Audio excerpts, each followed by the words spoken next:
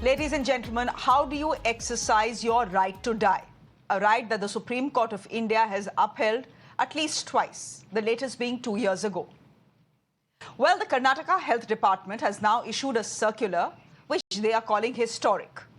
The circular gives details on how to implement the Supreme Court's directive on withholding or withdrawing life-sustaining treatment for terminally ill patients with no chance of recovery.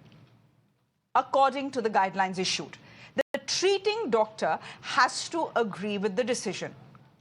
Then the hospital has to constitute 2 medical boards with 3 doctors each who will determine if withholding treatment is the best way forward.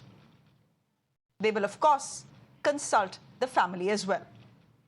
And before any action is taken, the decision has to be vetted by a magistrate who in turn will send it to the High Court for record keeping.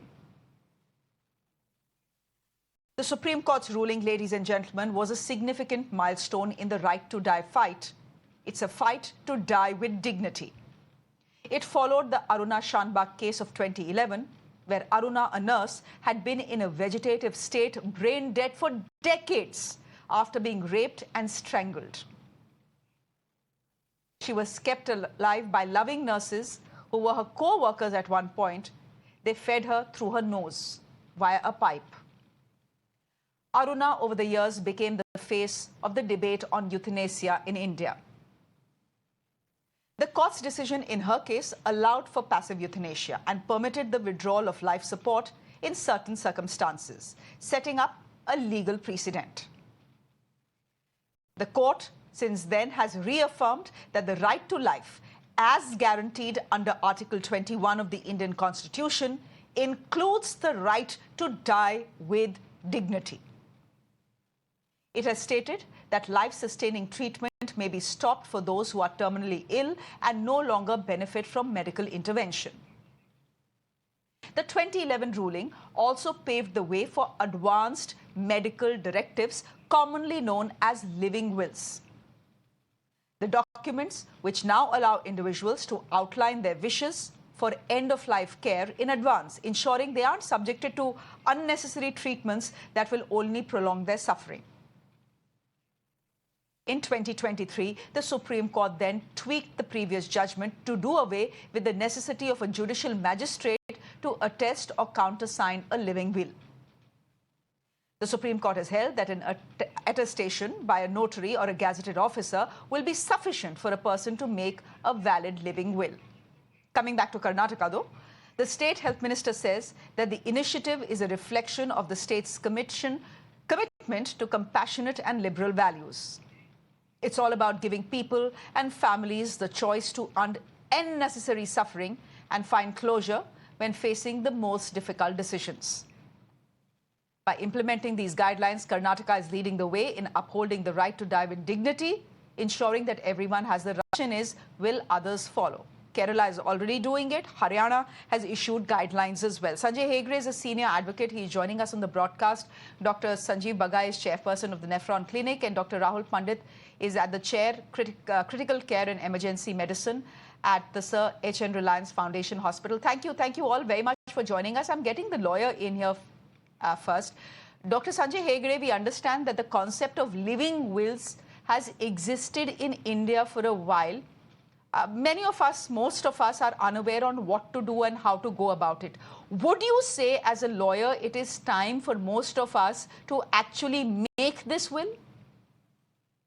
Well, yes, because there is no good or auspicious time, and these things happen at whenever they are needed. It's a bad time. What does a living will do?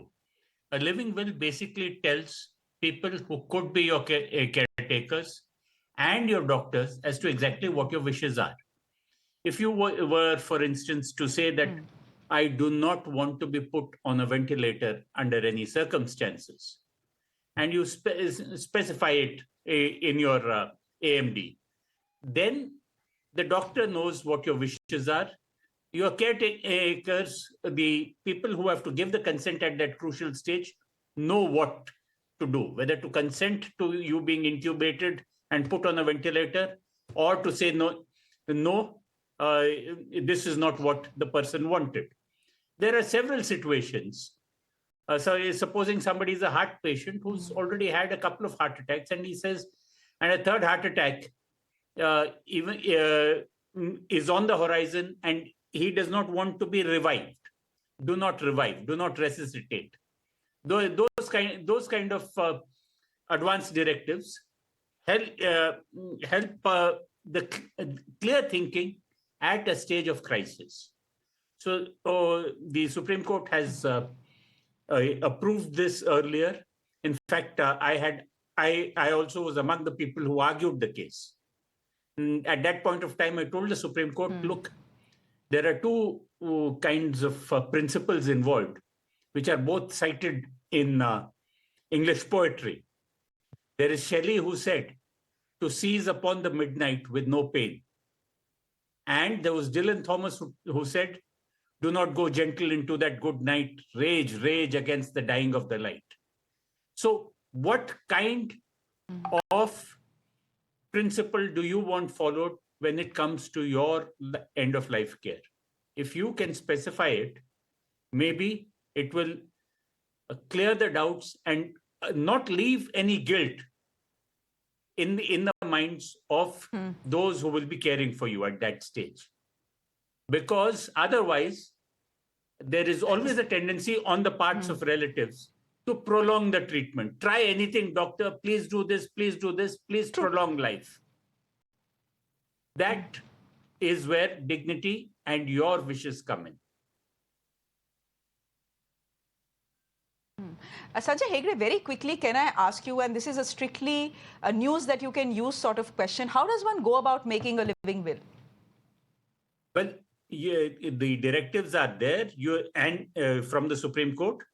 You now have formats also which are available on the net.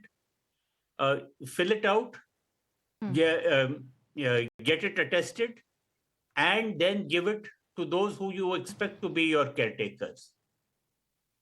That is your immediate next of kin. Okay. And so at the relevant stage, they can produce it also before the doctors. Okay. But Dr. Rahul Pandit, I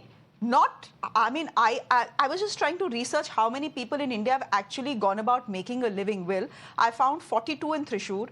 I found a doctor in Bombay, another doctor somewhere else in the country, and I couldn't find any more. So clearly there is either a lack of awareness or a certain hesitation, because it will be construed as a bit of manhusiyat. But just coming back to the Court of India, our constitution gives us the right to die. We have the option of making a living will as well.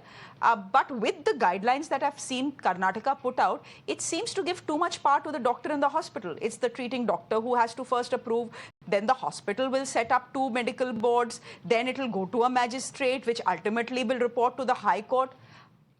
In Western countries, you have full medical autonomy. In India, it seems much depends on what the doctor decides. No, it's not like that. I think it's a very important decision which the Honorable Supreme Court of India gave. And the Karnataka government is one of the first states who has actually gone ahead and given directives how to form a secondary board. There has been an order to a similar record by the government of Maharashtra as well, by the Director of Medical Education and Research to the medical colleges as well. So what the judgment says is that if there is a patient who is there in the intensive care or in the hospital who is terminally ill and is unlikely to benefit from any medical intervention, in that case, keeping on continuing the medical intervention is not going to be helpful. So if there is an agreement between the treating doctor and the family as well, then the doctor actually says that we can form a medical board. Medical board consists of the treating doctor, the primary medical board consists of the treating doctor and 2 independent doctors who are not connected with the case, but who have got relevant 5 years experience. They come, they would give their opinion, preferably within 48 hours. They would speak with the family, and if the family as well as the doctors agree to the condition, then a secondary medical board is formed.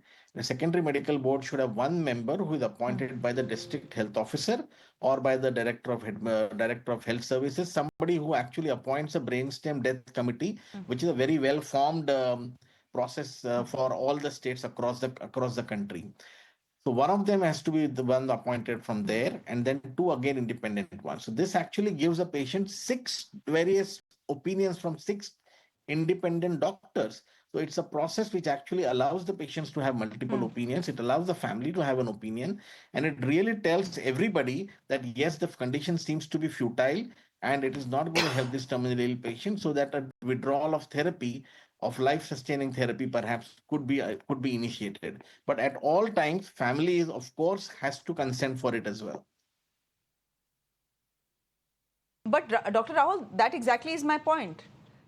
I have medical autonomy. I have decided that if a situation arises where you need to put me on ventilator support, I don't want it. Let me die.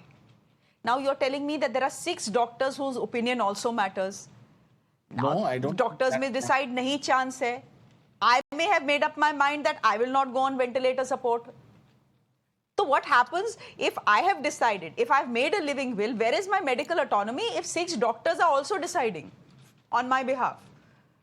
So if so, everything which happens in a hospital happens with the consent. The situation which I mentioned to you is the one where there is no living will which is been produced, and the patient is not in a capacity to give their wishes. If the patient already is in a capacity to give their wishes and has got complete autonomy of their own medical thing, they obviously will not seek that kind of a treatment. They may refuse to be put on a ventilator, or they may refuse to be put on a life-sustaining therapy. That's a completely different scenario. Nobody can be forced to actually undergo a treatment, or nobody can be forced to even go to a hospital. That's perfectly fine as long as they are understanding it. But that's not what the gist of the judgment was. Gist of the judgment was to protect the patient at all times. But Dr. Sanjeev Bagai, is it a dilemma for doctors as well? The job of a doctor is to protect the patient and fight till the very end. Here a patient is deciding when the end is to come.